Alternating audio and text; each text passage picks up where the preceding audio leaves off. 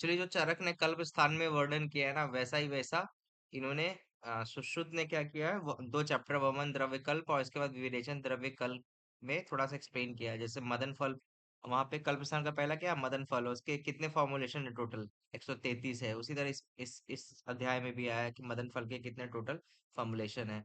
और उसके बाद वहां पे जीमूतक का है, तो उसी तरह यहाँ पे भी जीमूतक का है। वहां पे तो मदन फल, जीमूतक, कूटज बहुत सारे हैं। आप लोगों ने कल्प स्थान खत्म किया वहां पे अभी? चरक का कल्प स्थान हो गया है?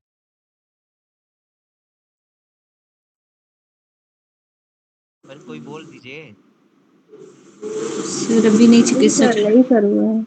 मुझे लग रहा है कल्प स्थान खत्म हो गया है, सिद्धि खत्म हो गया था, कल्प नहीं खत्म किया है। कल्प तो नहीं हुआ है सर। चलिए कल्प, कल्प है, कल्प ही, सिद्धि नहीं। हाँ, कल्प हो गया सर। कल्प हो गया ना, सिद्धि भी हो गया है। सिद्धि तो मैंने ही पढ़ाया है। हाँ, आपने पढ़ाया है सर। याद, कल्प स्थान हुआ है या नहीं हुआ है? क्योंकि 2 दिन का चैप्टर है वो, जहाँ पे मदन फल से कितने बस मुझे लगता है कि डॉक्टर विजय ने क्लास ले लिया है।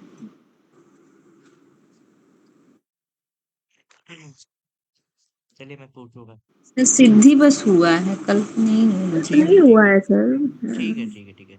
आप लोगों ने पहले तो कभी पढ़ा होगा ना कि मदन फल, जिमोतक, कूटज, हम्म। ये सब इस तरह से है।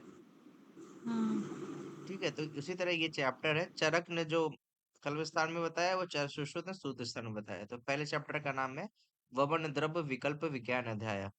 तो जैसे अंडरलाइन किया हुआ वो आप लोग अंडरलाइन कर लीजिएगा। वही कि द्रव्यों में मदन फल क्या है, अत्यंत श्रेष्ठ फल है। सिद्धि में भी हमने देखा था कि मदन फल क्या है, सबसे श्रेष्ठ फल है। अगर कोई पूछा जाए फलों में सबसे श्रेष्ठ क्या है, जो वन और विरेचन दोनों के लिए श्रेष्ठ क्या है, तो वो मदन फल है। वमन द्रव्यानाम फलादीनाम मदन फल श्रेष्ठतम भवंती। मदन फल ववन द्रव्यों में सबसे श्रेष्ठ माना गया है।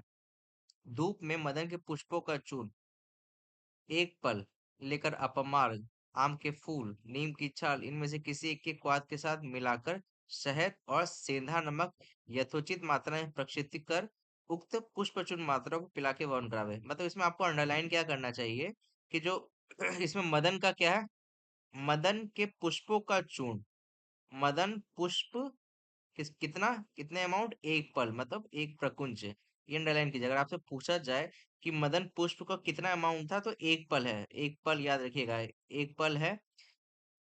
इसमें और कोई राशि, एक कर्ष नहीं, ऑप्शन दे सकता है, एक कर्ष दे सकता है, एक और कुछ भी, मतलब इस तरह से दिया जा सकता है। तो आपको ध्यान रखना है जो मदन फल वमन के लिए यूज कर रहे हैं पुष्पों का चूर्ण, उसको कितना बोला गया है, एक पल 4 तोला के बराबर। ठीक है, तो ये अंडरलाइन कर लीजिए आप लोग। और किसके साथ दिया जा रहा है, मधु और सैंधव के साथ, मधु और सैंधव के साथ वमन के लिए। फिर उसी तरह वमन के लिए क्या हो गया, मदन के कच्चे फल के चूर्ण को एक पल प्रमाण में लेकर, तो ये भी उसी तरह एक पल ही है। तो आपको अमाउंट याद करने की जरूरत नहीं है, जहां भी आएगा तो एक पल टिक मार के आना है। फिर बाकी मदन के कच्चे फल के चूर्ण से सिद्ध हुई तिल और चावलों की युवाओं को पिलाकर वमन चाहिए। अब देखिए अलग अलग चीज, जैसे मदन का पुष्प के चूर्ण को खिलाकर वमन कराने के लिए बोला, फिर यहाँ पे बोला कच्चे फल के चूर्ण को खिलाकर बोला गया, अब बोला गया यवागु को पिलाकर वमन कराना चाहिए। तो अलग अलग चीजें हैं जिसको खिला पिलाकर वमन कराने के लिए बोला गया है। तो आप ध्यान रखेंगे, अगर अमाउंट पूछा जाता है या एक प्रकुंज, एक प्रकुंज को और क्या कहते हैं, एक पल कहते हैं, बस इतना इंपॉर्टेंट था वमन के लिए बस। ठीक है, फिर एक पॉइंट ये रखा गया है कि जो मदन के फल भली भांति पक गए हो, बहुत हरे या पीले ना हो, उन्हें कुसा से बनाए हुए संपुट में रखकर ऊपर से मिट्टी या गोबर पोत कर आदि वगैरह जो भी लिखा हुआ है, इसको क्या रखना, जमीन में गाड़ के रखना। कितने दिन तक, 8 दिन तक। अगर आपसे पूछा जाए कि मदन फल को, कभी क्वेश्चन आया नहीं है लेकिन बस 8 दिन याद रखिएगा कि जमीन के अंदर गाड़ के रखना चाहिए। फिर फिर वे फल नरम होकर फूट जावे तथा उनके बीजों को निकालकर धूप में सुखाना चाहिए। पश्चात इन बीजों को दही शहद के साथ मिश्रित कर सुखा के एक पात्र या शीशी में भरकर सुरक्षित कर देवे।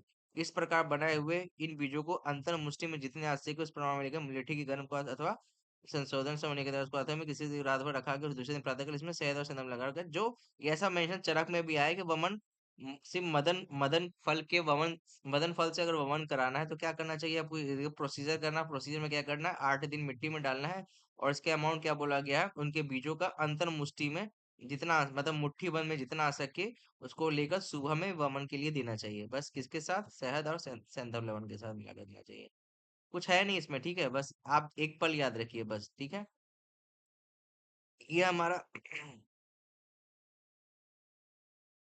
ये हमारा था।